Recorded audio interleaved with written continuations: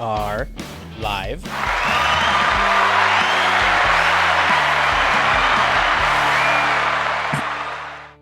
Hola y bienvenidos a nuestra careta adicción, episodio 134. Dang. Remember Didn't when I had the Spanish intro? the That the Spanish yeah. intro. You We did it will way put better than me. subtitles on for you guys. Don't worry. You did it Just kidding. way better than me. Appropriate for this episode, I guess you can say. I Um, Heavy. Heavy. If you're tuning in, if you're watching or listening, this is the Blue Beetle spoiler review. Open discussion, really. Heavy spoilers. You know how these go. It's just a conversation, really, about our thoughts. We're both freshly out of the film. We saw it at the same time in We different did, times or yeah. different areas. I didn't say different time zones. I really wanted you to post like your showing, but like tag it like your location. But you had tag. I mean, you posted a picture on Yeah. the Instagram. I was like, yeah, we're lucky enough we got to see it at the same time, which is fantastic because that means we didn't have to like wait for each other or anything like that, or like have it, Yeah. sit a little bit, which I like. Yeah, definitely. If Um, it's kind of like we immediately both we got out of the theater. I think I got out a little later than you. yeah. So my trailer, so off the bat, just like the trailers were like, I think they were short. There was like Paw Patrol, A Haunting in Venice, and then The Nun 2, and then right after that we wrapped and Q and Okay. Nicole Kidman. Okay, I didn't have no none too. I got there for a hunting in Venice. There was another trailer I don't remember. And then obviously Nicole Kidman, where we all stood up and applauded, Yeah. before the film even Right started. hand on the heart, and then you just have to stand up for the Pledge of Allegiance. Yeah, because what's more American than that when you're in the movie theater? Yeah. When What's more American than a advertisement for the place that you're already at? where in places like this where even heartbreak feels good. In a place. Yep. We come to this place. Your stories feel more grounded and Yeah. powerful. And they do. Oh, I love, I can't. I'm Yeah. really excited about this Yeah, movie. As definitely. you can So am tell. I. So am I. Um, Because I have been hating on the we both been DC. hating. I think we vocalized it on previous episodes where we're both like, we're not gonna watch it. It's gonna be a skip. We're all like upset about what's going on with DC and Yeah. James Gunn's decisions. Things that if you've missed out on Movie News Monday or the previous episode on Wednesday, go check it out. Adam does a fantastic one-man job, and I can't never not listen to him. Just I put him bashing. on, put my coffee on. So unfortunately, I wasn't able to make it, mostly due to work, and I'm sorry, guys. But I think Adam held the fort fantastically, and at a appropriate like 20 to 30 minute range, which is great. I think I liked it. I was engaged. So, to truth be told, I was struggling this past night. I What? was, which because when I did the other episode by myself, I was like, "Oh, this is easy. This is fine." This time around, I was struggling to reach 30 minutes. I feel like I was dragging on because I No. was repeating myself. But if you haven't already, go check out obviously episode was it 134 or 133. This is 135, I think. Oh, This is So this is episode 135, I believe. I went off the Adam will return in one episode 134. That's why. That's what you Oh posted yeah. on. So this is So this is episode This should be 135. episode 134. I hope. No, this is 135. Oh, then the intro I messed it up. Then It's all good. It's all good. But welcome back to obviously the podcast. If you haven't already, check out Wednesday's podcast. If you want to see a half hour of me just struggling talking, check out Movie News Monday, and of course check out TV Inquiry, where Miguel had a really good breakdown of two shows that are completely opposite of in terms of what you're going to get out of both shows. So definitely check that out. yeah. But yeah, obviously we're bringing the Friday reviews back, which I know have kind of been a little quiet since Oppenheimer. That was kind of like a big cinematic event. So Yeah, needed we some still time had to. recover. Yeah, But we're back. and people are still recovering and still seeing Yeah. this movie. I mean, obviously it got pushed, but Yeah, man. I Blue Beetle. We're here. If you haven't, obviously, if you haven't seen a spoiler review of us before, we usually give our initial breakdowns and then we go into spoiler territory. If you haven't seen Blue Beetle, go check it out this weekend. Because it is a great film to check out. We both, honestly, I think, got like our foot in our mouths after seeing this because I was very surprised by it. We've both been vocal about not wanting to see it, being kind of hesitant exactly of where it fell within the DC universe and how it would kickstart anything. But honestly, if you see this movie as its own, it's great. We both agreed that it's one of their the better DC films and probably the most recent best DC film to come out since James Gunn's The Suicide Squad. So I know that's what that's I think we like agreed on. I know like you can say like that's not saying much considering the films we've had, but I think it is saying a lot considering we had The Flash, we've had Shazam, we've had Black Adam, we've had I think the Wonder Woman 84. Those are really all the Yeah. films that I can immediately think of, like off the top of my head. But it's just like I think that is like we said, like my biggest thing is like I have always felt this film was being sent out to die. It was like this was just like DC's like, hey, we're just throwing this out because we know it's in a bomb. We will see what we can get. Of course. But it probably like unfortunately it probably still is gonna bomb. But this is a film that is actually good, and in fact, I Yeah, would say it's great. Um, of course. And like you said, we both went in very low expectations, having those expectations being definitely exceeded. excelled, man. I Yeah. was what's the projected box office for this movie? And if you could probably give us to the budget that this movie was under. Yeah, yeah, of course. So I'm taking this off of the article from Variety. Rebecca Rubin has always wrote this, writes all the Variety articles when it comes to the box office. But Blue Beetle aims to end Barbie's box office reign with a $30 million debut. If you haven't kept up, Barbie has been at the number one box office since it's come out. Blue Beetle is expected to now end that. And that reign for Barbie. Barbie is on the tail end, but it's made a shit ton of money, so good for Barbie. So she goes on to write, will Blue Beetle, the latest DC superhero adaptation, knock down Barbie at the domestic box office? It may be closer than expected race between the two Brothers releases for the top spot. Despite Barbie entering its fifth weekend in the theater, Blue Beetle starring oh my gosh, I don't know how to say it. Sholo Sholo, Maridueña. yeah. Sholo Sholo Maridueña. Maridueño, there you go. As the alien symbiote is targeting 25 to 32 million in its debut, the comic book adventure is landing on Friday in 3,850 theaters, including some IMAX screens. We did talk about this where the theaters that had the capability of running 70 millimeter Oppenheimer showtimes booed at Blue Beetle. Yeah. So it's Big already at a mistake. disadvantage making less money because it's not getting that full like $5 that it is for an IMAX theater. Meanwhile, Barbie is expected to add a stellar 17 to 20 million over the weekend, with 537 million of that being in North America. Greta Gerwig's very pink comedy is closing in on Universal's Super Mario Bros., which is currently sitting at 574 million as the highest grossing film release of the year. The Juggernaut has impressively remained the number one box office for 4 consecutive weeks and had recently overtook Christopher Nolan's 2008 superhero epic, The Dark Knight, in terms of its American box office.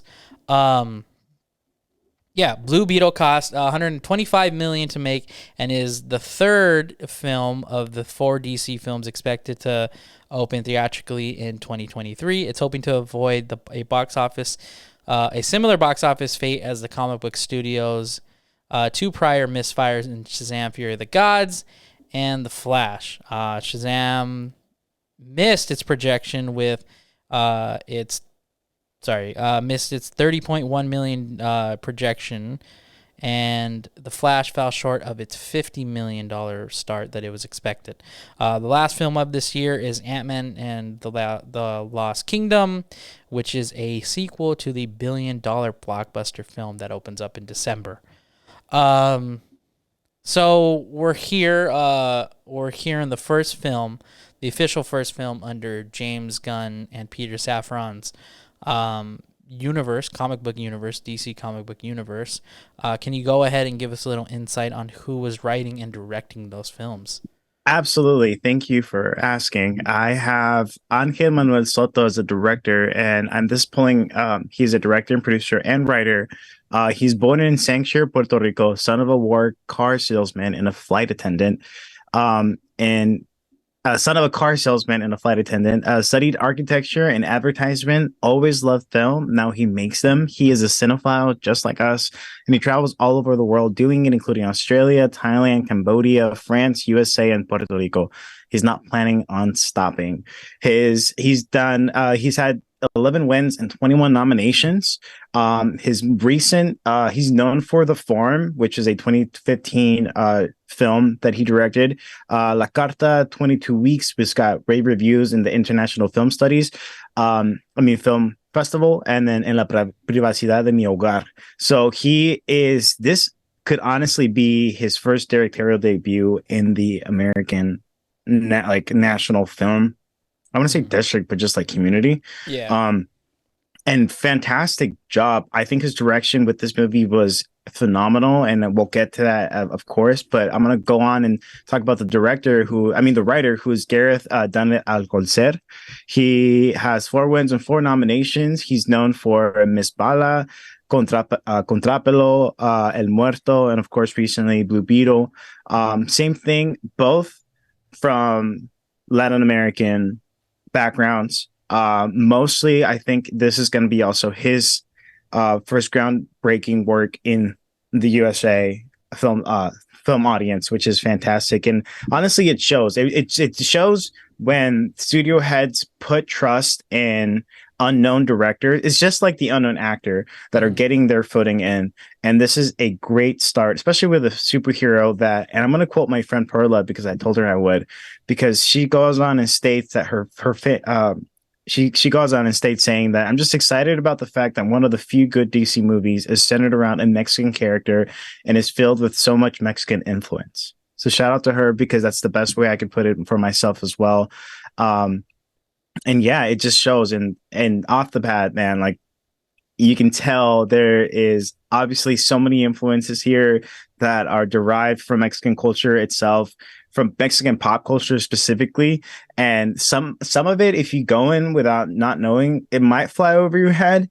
You may feel lost at the jokes at times, but trust me, like this, it's not like you're not the intended audience. It's just like, obviously this is for Latino representation. Yeah, and it's a kind of like, if you know, you know. Yeah. Like, not to gatekeep in that sense, because like a lot of the jokes, like, I didn't understand, but the ones that I did, like, were very, very like hilarious.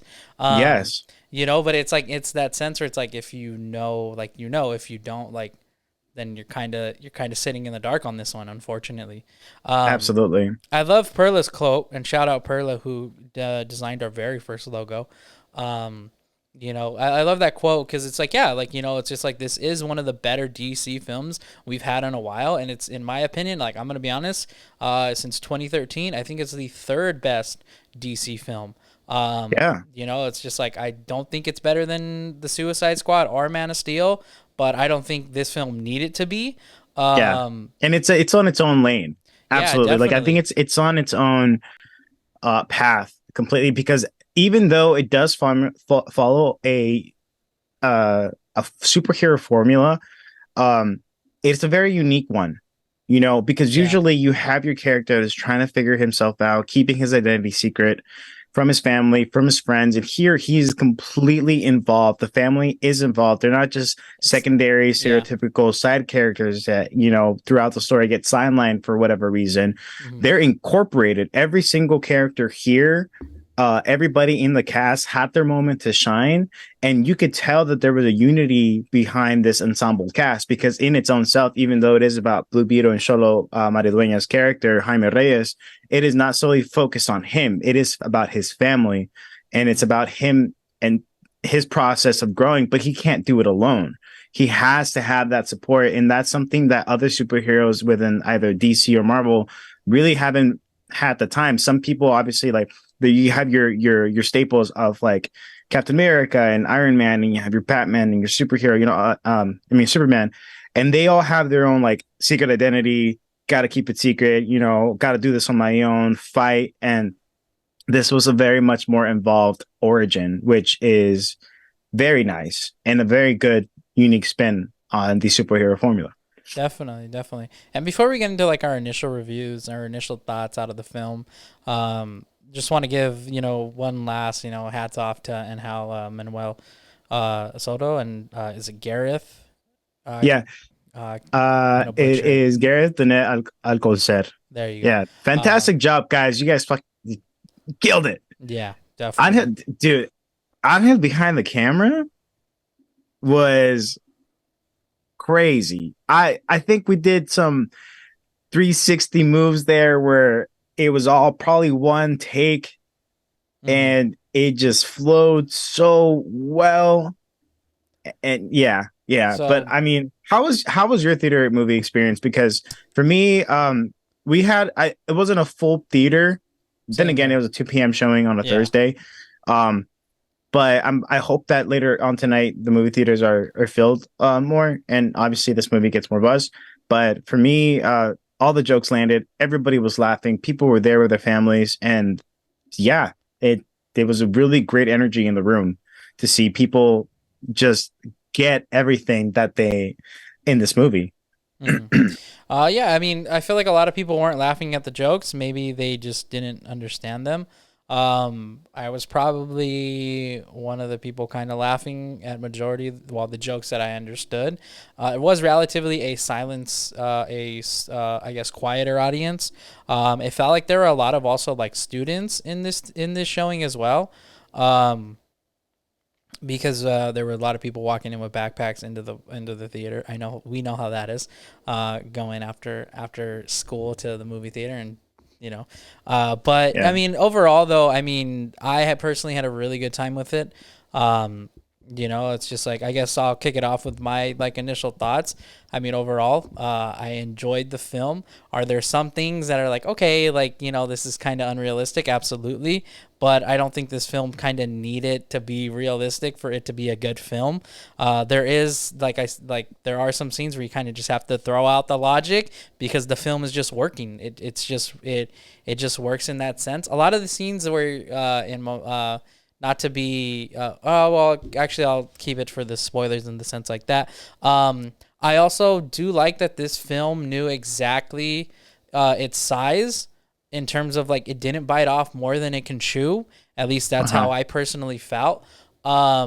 In terms of like placement, like because like you're gonna be reviewing it as from the Mexican heritage standpoint and why you think it's good, and I'm gonna be like more or less reviewing it on where it's kicking off a cinematic universe because I think it's just like this is a perfect introduction to kickstart a cinematic universe, especially for the DCU.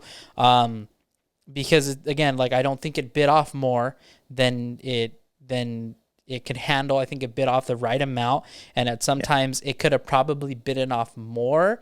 And it's existing within a universe, but it doesn't say what exact universe because I know there were comments in this film where they said, Yeah. "Hey, it's gonna have a nod or it's gonna mention Zack Snyder's Man of Steel. So how is this really a reboot?" I'll just go on and say because I don't really think it's that much of a spoiler. It doesn't. It Yeah. doesn't even I address I it. think I There think the are sorry. oh continue, There sorry. are mentions of our other characters, but I think that's kind of like, in my opinion, that was expected considering, hey, this is a starting out universe. When we saw Iron Man 1, there were shades of that, and like I kind of am comparing this a little to Iron Man 1. Obviously, the suit design is a lot similar. He does look a lot like Blue Iron Man, a lot more advanced. He does have a Jarvis style AI talking to him. I know maybe this is more I like had like a mixture of like if so I had like in my head the way I thought about it was Iron Man, Deadpool, and the Spider-Man suit, mhm.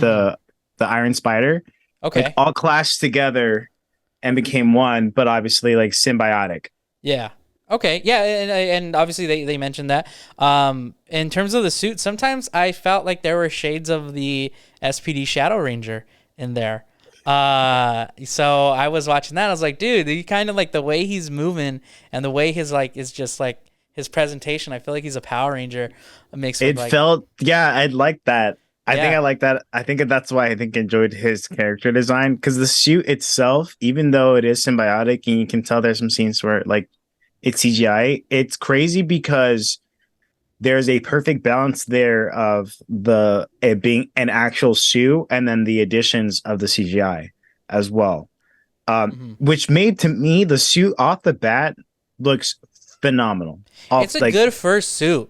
Like it's a yeah, really good first suit. I don't know if this character evolves and becomes more in terms of the Blue Beetle and how its character design and character, I mean, its character like costume design goes, but I think it's a really great first presentation of it. Yeah, Um, I loved everything about it. I think the only thing that bothered me was just like the back of it looking like a little jetpack.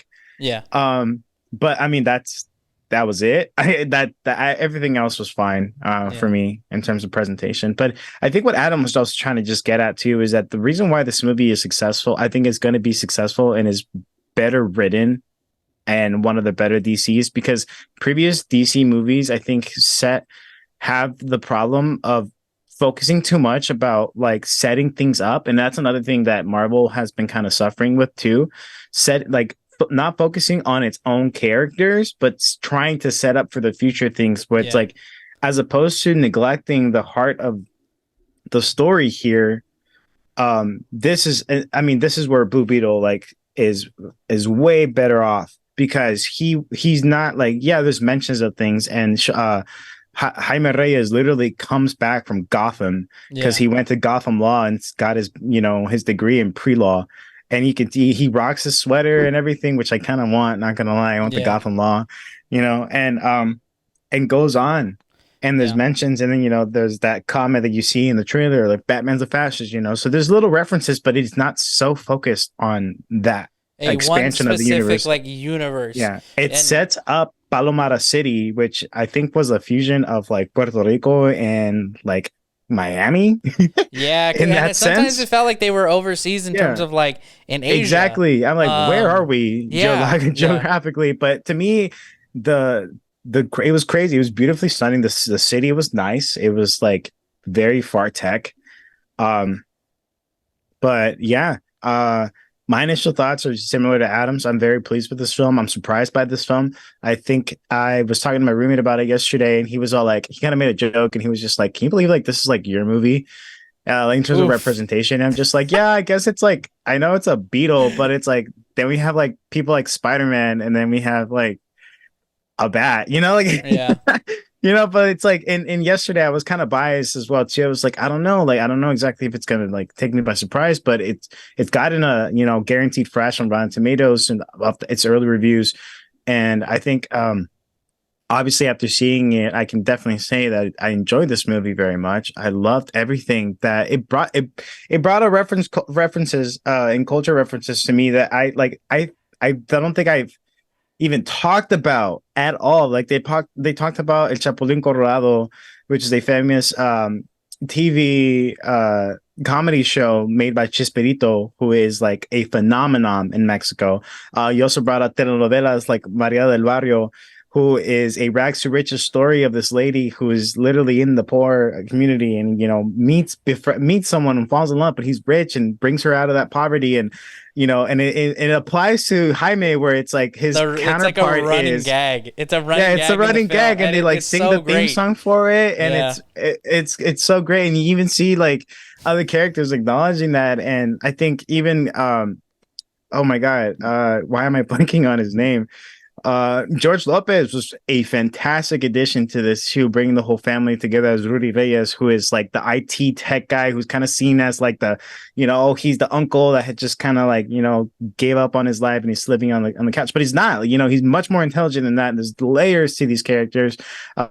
Shout out to Damian Alcanzar, who plays the father, Alberto Reyes. I think he was the heart and soul of this movie Oh, completely. The absolutely, scenes absolutely. with him were bringing me to tears. There's a very very heartbreaking scene throughout the close to the final act that we'll get into, but I mean, even the Nana, Adriana Barraza was fantastic and just reminded me. There's a scene where they're asking her, and it's in the trailer too, where she has this gun that's kind of just like, I don't even know what to say, what it is, It's a and Gatling gun. It's a like futuristic Gatling gun.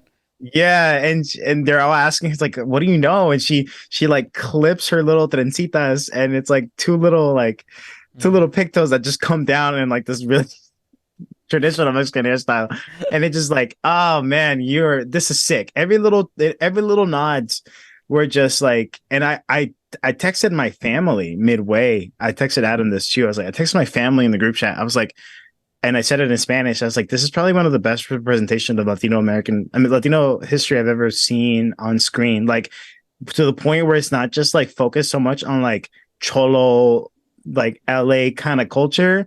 It's like actual Latino American, I mean, like Latino immigrant families that like, leave their families. And there's mentions of that too. Like there's this discussion after Jaime has a scarab where they're like, we're going to call the police. And they're like, no, we're not going to call the police because, like, you know what this means? The police is going to involve court, Yeah. and the court is going to involve everybody. And it's going to be background checks, meaning Nana and you, dad, documents. Like, where's that? And that, like, that hit me in the sense where I was like, whoa, they Yeah. mentioned that, there's like, you can't, they're kind of isolated here. They cut out resources as well because there is that, even after all this of like superhero thing, there is still that you can get deported in this world Yeah. type of thing, a realistic thing. It's crazy. Before we kind of like move on, if you're listening to at this point, obviously spoilers have slipped out. So we one somewhat apologize, but two, this is your your final warning to kind of Yeah. if you don't care, stick around. If not, come back to it when you see the film. If spoilers mean that much to you. But yeah, the first thing I really want to address is where this kind of stands within like the DC universe. Because first things first, we know it exists in a DC universe.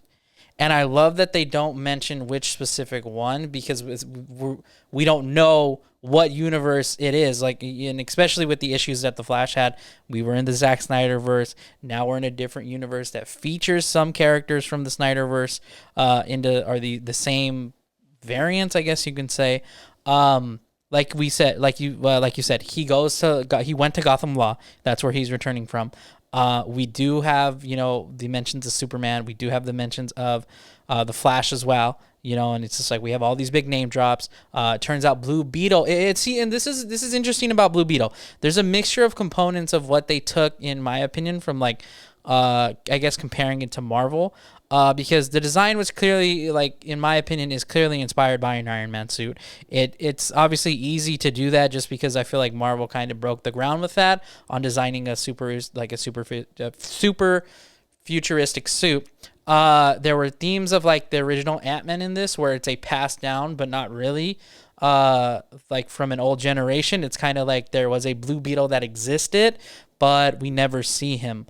So it's just my biggest thing is I love that they didn't mention any specific things that Superman or Batman did. We know that they exist within this universe, and it's not like, hey, things have happened. Of course things have happened. He exists. He went to Gotham Law. There is Central City. There is Metropolis. It's just who are these Superman? Who's Superman? Who's Batman? Who's Wonder Woman? Who's the Flash? Obviously, it's probably, in terms of the Flash, it's probably Ezra Miller's Flash. But I love that they didn't address it. I love that there was no concrete evidence of, hey, this is the universe it's in. It's in a universe. It's not in the universe. I'm gonna be honest. I wanted to go in hating this film, and I wanted to dislike this film because I wanted to come on here and talk down about James Gunn's DC universe. I'm gonna be honest, I really can't. I can't because this introduction is a strong introduction. It's a great introduction, I think, and I think it's a major win too. Just because it doesn't obviously I feel like with this movie they got in where it's like, this is where we're failing at with these previous movies. Let's not make the same mistake with this movie. Yeah. Let's focus on these characters, establishing these characters, the world that Blue Beetle lives in, the world of Jaime Reyes, his family, where it can take him. Midway, I was thinking to myself, I was like, damn, I really like this, but I know there's going to be a sequel, which I'm okay with a sequel. Like if they give him a trilogy, I'll be happy. because I want to see this growth. Obviously, this is the beginnings of it. I don't know exactly who other villains he has opposed to or anything. But I want to see these characters again. Hmm. That's the best thing that I could take away from this movie, is that because I want to see these characters again. I want to see Jaime Reyes again. I think Sholo Maridueña did a fantastic job as him, and I want to see more. And I think that's what I really enjoyed about this movie, and what people are going to enjoy about this movie as well. There's something I want to touch on that you mentioned in like your initial thoughts of the fact that the issue that Marvel's having. This is, like for the Blue Beetle in the sense you don't need to know where it exists only because it is coming into like it's the first film in a quote unquote somewhat pre-existing universe, a universe that is going to be built. So we don't need to know, like there can be heroes already established. He can just be the start for us to like to enjoy and be like, hey, this is a like it, because watching this, it felt like a fresh a breath air with DC. Like it Oh felt yeah, like it was just like 100%. okay, it's like it's not Batman, it's not Superman, it's not the Flash. It's like and I as much as I love the Shazam movies, it's not Shazam or it's not Wonder Woman. Like you said, it's very grounded. It is very to its own world where we know it exists elsewhere. Like it's in a bigger universe, but here's a story we're telling you, and we're gonna let you know, hey, yes, they're like it exists in a larger universe. We're not exploring that just yet, and I think that's why I think it's a great introduction, because that's where it feels like Iron Man 1, where it was just like, hey, it's a possibility he is in a larger universe, and obviously it's later confirmed. This it's okay, I think, in a sense where we are at in comic book hero films, or everybody our superhero films, where we're trying to make these established universes. It's okay to let them know, hey, there's a bigger picture, but here's our story. Our story is right here, right now. Let us tell this story. Let us, it felt very like it was a comic book film at its roots, and it just had great Mexican culture and Mexican heritage in it, that it was just like, okay, like this feels so good to watch, because we're not getting another orphan kid who clearly has daddy issues that is becoming a superhero again. Like, it's just like that is what I think is great about this film, because it's completely different to what we've gotten. Of course. Yeah, absolutely. And that's what it works. That's why it works. And also, too, I think that Latino spin on it is why it gives it more character too. Because it's new. It's not like you can, again, like I just feel like I'm repeating myself. I just feel like they did it right. In terms of story too, I think, we find Jaime at struggling. He has kind of, in the beginning, he has this American dream of him, like where he's, the family's going to lose their house. They're getting pushed away. They lost the body shop that the family was, owned. He's coming back and it's all because the family didn't want to let him know. They wanted him to go and be successful. And now he has to kind of go back into the real world and face those realities of like, okay, now where can I help my family? And all kickstarts this whole thing as he meets, Jenny Cord, who is the daughter of Tom Cord, who owns the Cord industry, and she is the nicer pick of the litter, if that makes sense, because she's in a position where she knows what's going on. There's a problem with Susan Sarandon's character, who's Victoria Cord. And by the way, props to Susan, because as an antagonist, she really sold it. I dislike this woman Yeah, completely yeah. as a character. She gave no F's about anything but her mission, her whole thing about world domination. And she was cruel when she needed to be. She was vile. And she had, honestly, a pretty good reign throughout this entire movie, where I just wanted her to get hit. Unfortunately. And luckily, we get that towards the end. But even to the muscle of the antagonist, which is played by Raul Max Trujillo, who plays Carapax, his story as well was a plot twist I didn't see coming. I just thought he was just henchman, but then we Yeah. see this reality of his life, and it's insane that they brought it up, but during Mexican culture, during the takeover of some areas in Mexico, um, I think it was imperialists were taking over small towns and killing families and forcing the children to become war soldiers. Hmm. And there's actually a movie called Voces Inocentes, which is very tragic. It has child actors in it, and it's basically about these kids who get indoctrinized into this militia, and it's horrible, and it's based on like it's loosely based on true events, and that's kind of part of what his background went through. This character Carapax went through, and there is that revelation towards the end of like, oh my god, I remember everything now, and this woman is the reason why. Yeah. You know, um, I think the story flew pretty well. I think there was I think I was saying this to Adam. The CGI was probably the best CGI I've seen in a while. For sure. In terms of like a comic book film, for sure. For sure. And in all honesty, it's probably since James Gunn's Suicide Squad. Absolutely. That had a whole ass shark running around the entire film. I 100%. I can agree with that because Marvel CGI films obviously have been bad. The Flash looked very wonky. Yeah, no, that it's been rough for CGI lately for visual effects. of course, and it's all due to studios pushing like people to work 18 plus hours, unrealistic hours to try to meet a deadline. And that's the thing. I think someone also reached out or had stated too, is like studios don't care about CGI. They don't care about like its quality of the work. They just know they need to get a deadline and they have to do it by the deadline. So they just like it's fine. They just want this movie to get out there and make money. And I think Blue Beetle was in production for a while. Yeah, I'm sure it was like pushed back throughout the original release date.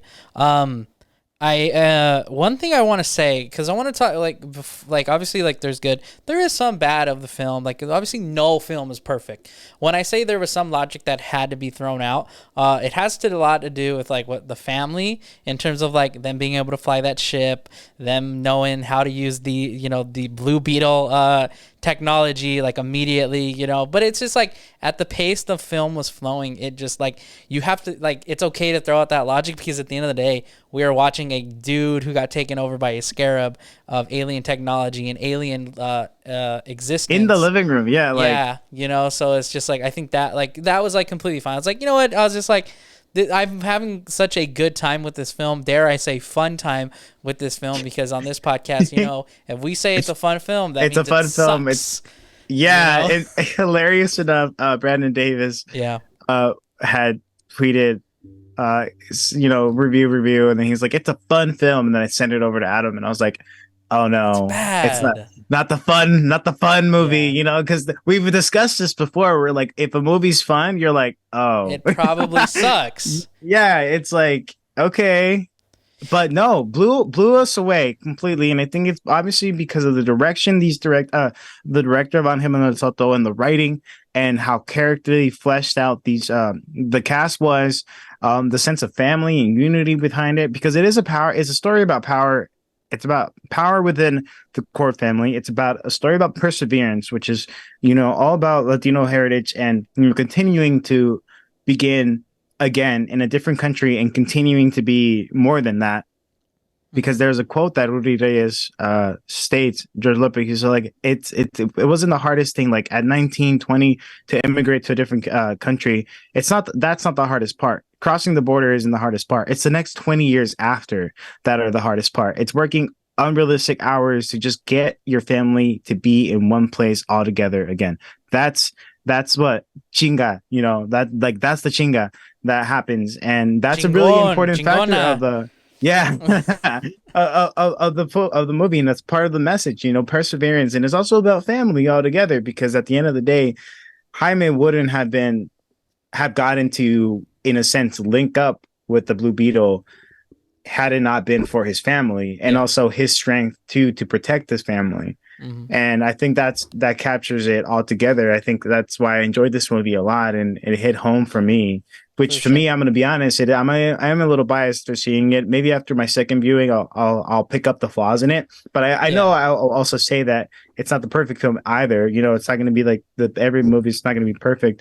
But I think it's a better established, great introduction to the DC and their plans moving forward, especially with a charismatic lead as hang on, Maridueña, who obviously, if you don't know him before, he's in Cobra Kai. He plays Miguel there. Great work on that Netflix series too, which I think they're on season 5. The last season, yeah, they're releasing the last season soon. Yeah, so um, and the ending is great. You know, you have your beginning, your middle, and your end. You know, there's that trying to find it. The entire plot is mostly trying to get the scarab out of Jaime, but then there's that realization there where it's like they can't unlink unless he's dead. Yeah. And then the whole antagonist force there is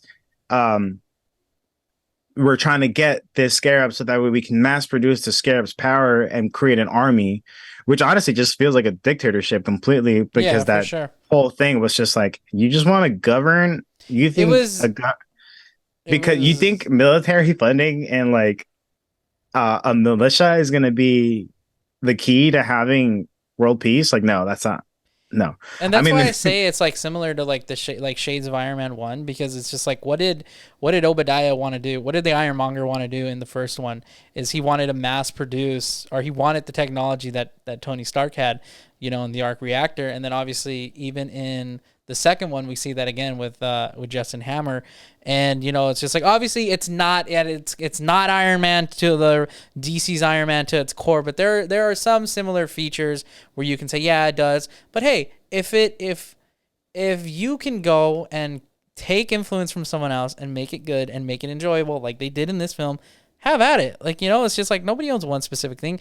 Have DC and Marvel been ripping each other off for years? You know, right? So it's just, I mean, like, the whole thing with the whole DC really extended universe, like, it doesn't freaking matter. One thing I will say, the action in this film was fantastic. Yes, I love the fighting scenes between Blue Beetle and Carapax. Like you say, the emotional scene in the film is when the dad dies. Yeah, that broke me, man. Yeah, I am so okay. Obviously, like the only thing that makes me want to tear up in films now are the loss of a parent. Obviously, I've gone through that now. Other than that, I'm just like, it's sad. But that is like the soft spot I have. Anything that has to do with the loss of a parent, like, just completely, like, you know, gets to me. But it's just like, even then, like the placement of that was like just so perfect. Because I'm gonna be honest, I thought they like they were going to win that battle at the house. I was like, oh, cool, you know? But then it's just like, of course, like, how do you reel me in and I was just thinking canon event. In my head, I was like, canon event. So easy to say that now. Canon event. Yeah. Like, I mean, it is that's why I'm saying, like, kudos, like, completely to Damiano Gonzalez, who plays, you know, the father, because his whole, like, his push forward, his fight is his family. His whole strength, when he powers up, is because his family's in danger. Yeah. You know, he's about to lose somebody else. You know, he almost lost Rudy there towards the end. And that was just the motivating factor. It's a canon event for Jaime Reyes and his growth as the Blue Beetle. But that scene was heartbreaking from beginning. Like, obviously, like, yeah, it starts off just like they're targeting the family. And then, you know, even her character, Victoria, was like, yeah, let's see what they can do. Oh, now target the family. Oh, and shoot the dad. You know, like, dude. There's that weird wonky scene right before the dad has the heart attack and dies, where the sister falls, and it seems like she got shot. And then so did I. Yeah, I thought the same thing. And then they kind of disregarded it. So maybe she got shot in that. She does end up getting grazed by a bullet later in the film. One thing I say is that it took like the typical like moment in scenes where, you know, something was coming. Like, it was predictable in some sense, where like he's gonna get shot at and then suddenly he doesn't, because the grandma pulls up with the Gatling gun, which I was like, this is perfectly fine. Like, I don't need to believe that this can actually happen, because this is such a film that is already like already out of the completely. Because some people are upset about plot armor, which happens and is true. I'm fine with plot armor, but I'm fine with plot armor because, like, if there's a vision there, and if there's a continuation, then there's a reason for that, you know.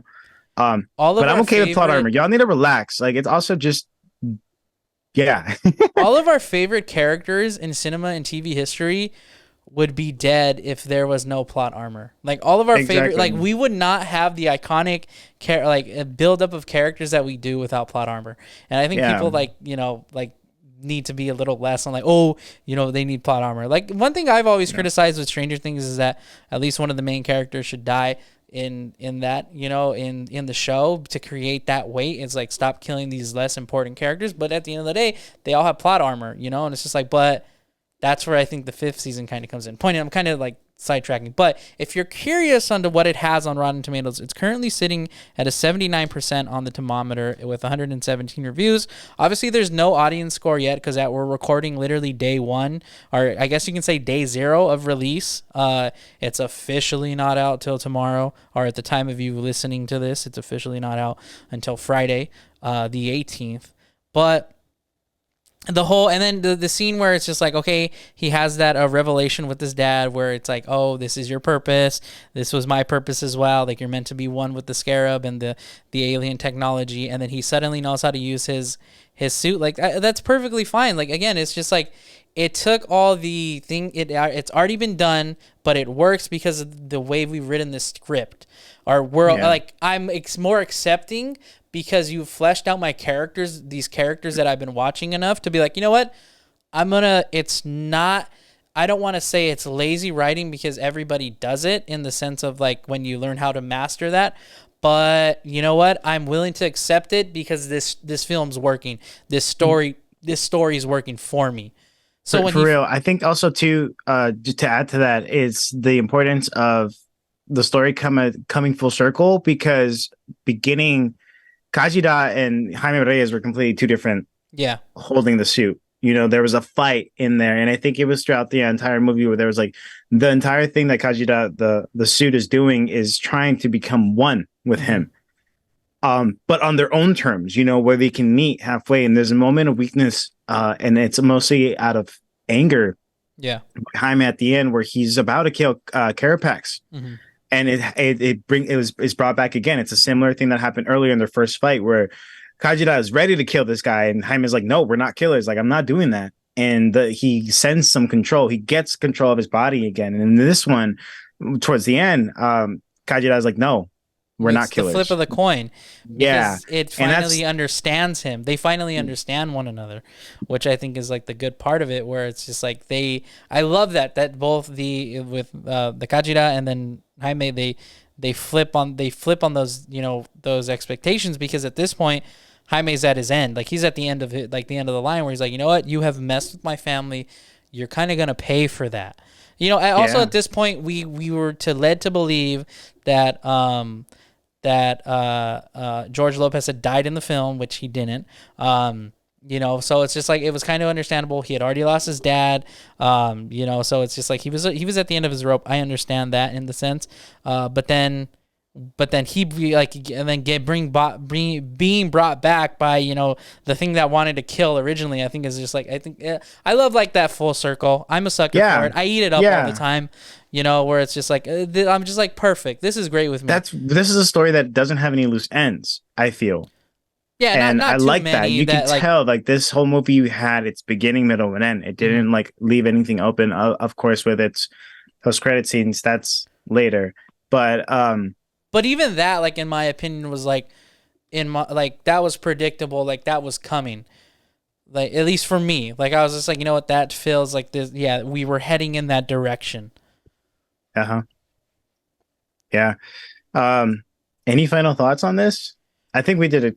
I think we covered almost everything. I think we opened the conversation. I do want to talk about the after credit scene where it is revealed that the dad is still alive.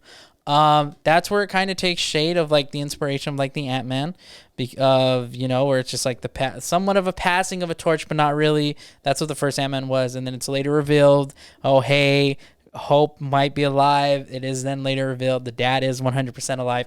I think it feels like, in my opinion, the aunt knew about it. I forgot her name. But Nana? no. Oh, The the cord, the evil Victoria cord. Cord. The evil Yeah. court. Evil court kind of knew about it. Evil In Court.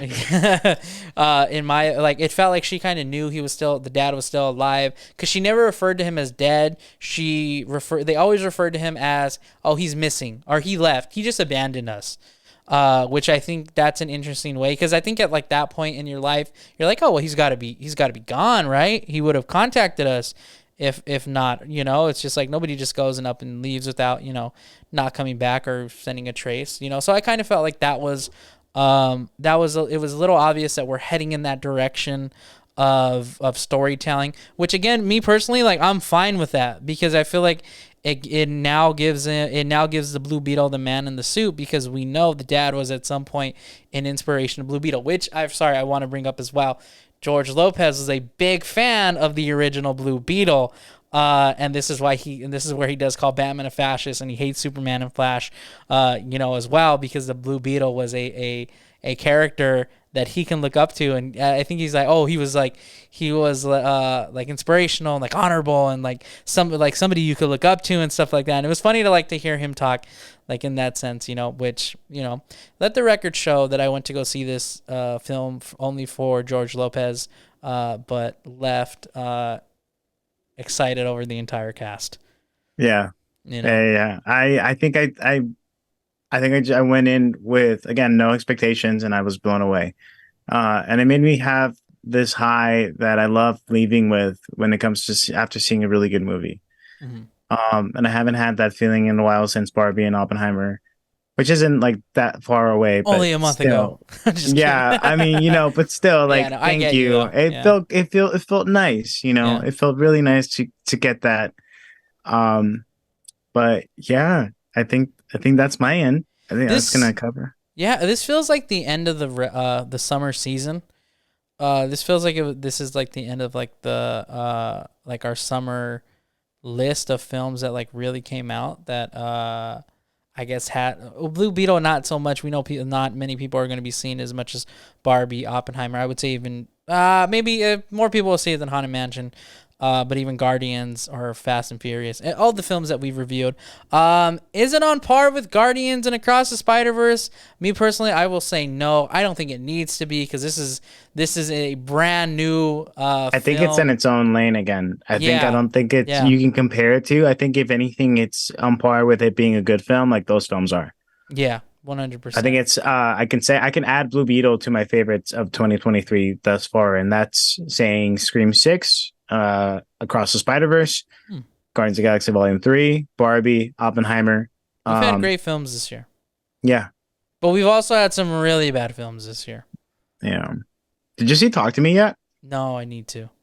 I need to. I don't know. Maybe I'll wait till streaming because I'd be scared. I did. Yeah, wait until streaming. I'd be scared, I'd be there covering my hands the whole time throughout the theater, looking through my. I don't know if we all saw the same movie, but I saw something different. I don't know. I'll talk about it later. All right. But yeah, I think that's gonna do it. Overall, thanks. I enjoyed the hell out of Blue Beetle. I'd love to see another film with them. Obviously, like we said, this film was sent out to die in terms of box office wise. However, now watching it, I think the reception is like in the sense of like, I can see it kind of being like a Spider-Verse where it doesn't make a lot of money, but it gets its flowers once it gets to streaming. Yeah. Yeah. Well, I think by word of mouth, it'll get it going. I definitely made a post on my Instagram and on our Instagram social as well too. So like encouraging people to watch this movie. Mm-hmm. I don't know if it'll get its flowers necessarily because at the end of the day, it is a DC film. People don't show up to DC films. DC fans don't show up to their own films. They complain that they say, "Oh, our comics are better," but yeah, when the films come out, nobody shows up. DC fans don't even show up to their own films. But like I said, I feel like it's gonna have that following of where like people are like, this is a good film, we want a sequel, and then DC's like, all right, fine, we'll give you a sequel, and then that one does a lot better than the first one. Right. But yeah, you want to go ahead and sign us out? Yeah, if you haven't yet, check out the last few episodes that we dropped on the Instagram at Our Real Addiction.